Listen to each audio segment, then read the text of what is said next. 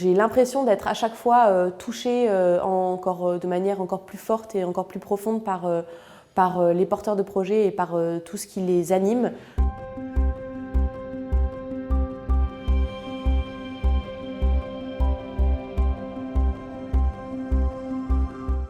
Alors nous, chez Espérantia, on a une manière de fonctionner un petit peu différente par rapport aux autres fonds de dotation. Déjà, on a des critères bien sûr objectifs, mais on se laisse beaucoup toucher. C'est-à-dire qu'on essaye d'écouter notre cœur avant tout. Certains disent que c'est l'alliance du cœur et de la raison, mais c'est vrai que c'est exactement ça.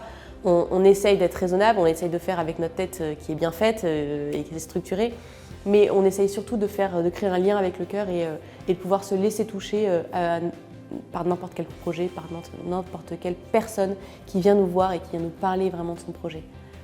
Alors en conseil d'administration, déjà il y a une partie sur la vie stratégique du fonds de dotation d'Espérantia, donc les orientations stratégiques, des vraies décisions un peu clés de l'année, un financement aussi, des recherches de financement. Et il y aura surtout, après qu'un comité de sélection des projets va nous présenter justement les projets à financer, à proposer, là, on va vraiment débattre, on va discuter, on va recevoir les porteurs de projets aussi et on va pouvoir décider, après des débats plus ou moins animés, qui on soutient et comment.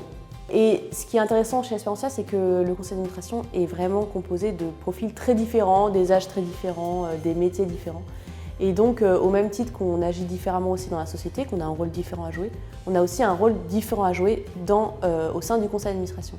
Les critères de sélection de nos projets chez Espérantia, il y a déjà une dimension géographique. On essaye d'être au plus proche des associations qui sont soutenues.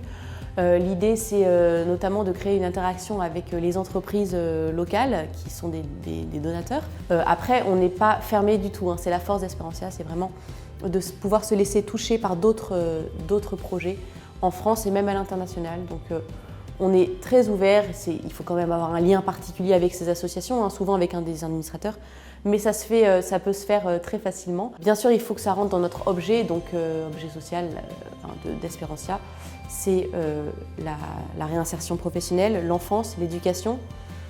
Il faut que ce soit aussi en adéquation avec nos valeurs, avec quelque chose qui nous anime, au fond. Et puis l'idée, alors ça c'est un peu la spécificité d'Espérantia, c'est d'être un fonds d'amorçage.